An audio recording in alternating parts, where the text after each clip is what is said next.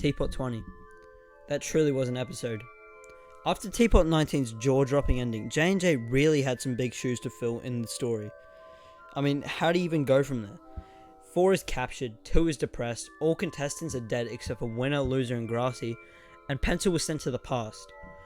And also the big one, 1 literally has 2 and 4's powers. They're all battling for 2's powers. There's no Teapot anymore. She's so powerful, she literally has the power pulsing off of her. And in her rampage of the end of the world, she destroys a planet, kicks Earth out of place, and it's now in a random galaxy, who knows where. So, I think it's pretty safe to say she's a villain, right? Not exactly. TPOT 20 showed a side of 1 that we never got to see in past episodes, and gives a lot of insight into her past and why she was in the moon. So I want to look back on TPOT 20 and look at every other episode where she appears and just think, was she really in the right, or was she just a pure-blooded villain? Before we begin though, however, please consider subscribing to the channel.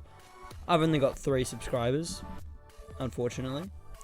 But anyway, come along as we take a closer look into 1's character and answer the question, is 1 truly a villain?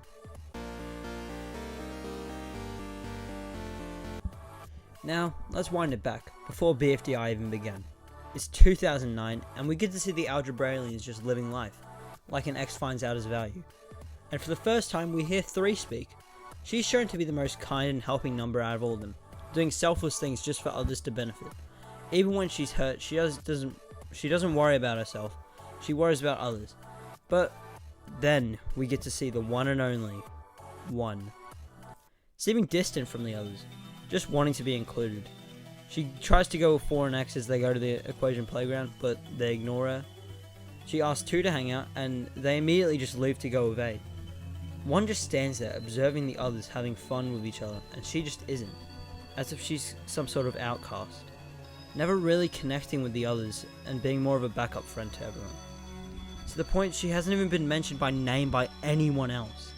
It's almost like she's alone. like alone, like 1 in alone. Yeah, she goes off alone. But yeah, after the intro, she goes off alone to reflect on how she feels. And suddenly, this massive meteor crashes down. 1 inspecting it is able to harness its power and learns to use telekinesis. She realizes this might be a chance to make a friend by showing how cool she is with her powers, helping people and becoming more likable to the others.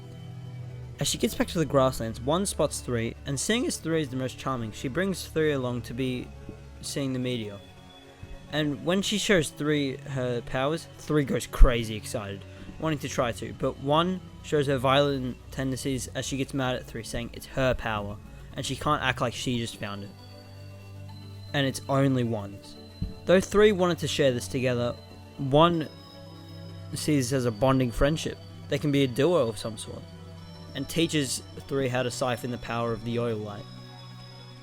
They spend a lot of time together just learning the powers and having a grand old time.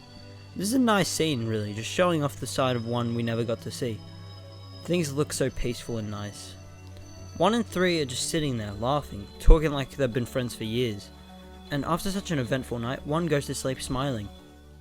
Though that happiness quickly fades when she realizes that 3 didn't keep it as a secret like 1 told her to, and showed the other numbers how to get the powers. And 1 is devastated, running off and crying because she genuinely thought 3 and her were having a moment together, and for her to do her thing without 1 is just a bit heartbreaking. You can see how upset she is here.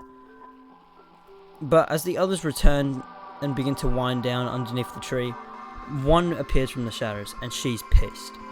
3 can see how upset she is. 3 expresses that she's being selfish and that she should not be able to keep this power to herself, as it's a lot of missed opportunities. But when 3 says 1 should just leave, she finally breaks. She focuses and starts beginning to attack 3. 3 screams bloody murder as 1 continues cracking 3 into pieces. And then shatter! 3 is nothing more than a pile of bricks. Now, many see this scene as it's just 1 being completely and pure-blooded evil here. But personally, I don't see it like that. 1 is finally thinking she found a friend, and almost immediately betrayed by her the same in a couple hours, showing their bond was pretty fake. Now, I agree 1 should have been more open to sharing, and 1, instead of being blinded by rage, should have realized that they were actually inviting her to be with everyone.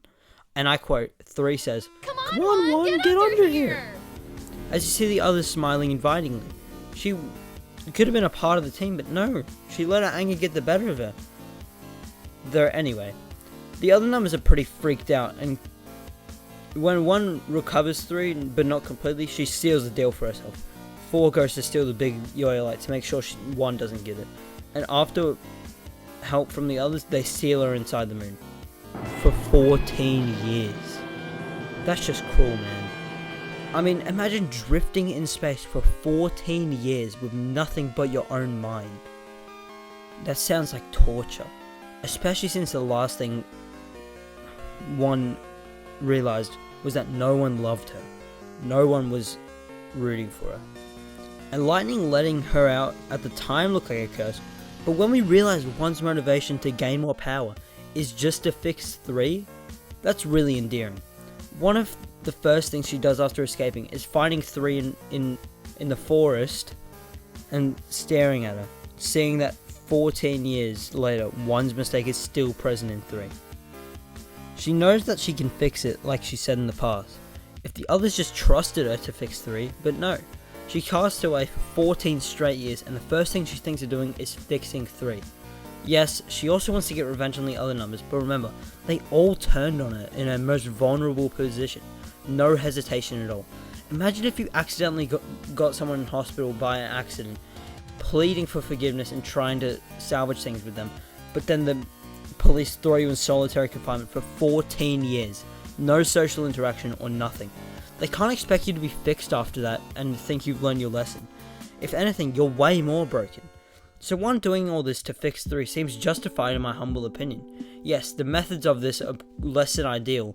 She threatens the end of the world about 3 times in TPOT. And I'll admit, 1 is a manipulator who stretches things to get what she wants. But she doesn't have any beef with the objects, she just wants to get closer to taking 4's power, to take her ultimate revenge. If you really want my final verdict, I would say 10 times out of 10 that no, 1 is not a villain, just a very broken person.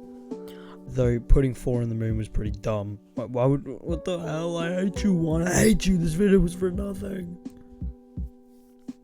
Thank you all for watching this video. I would love it if you subscribe to my channel. Though I'm at 3 subscribers right now, which is pretty awesome. But still subscribe for more TPOT analysis vids. Have a great day.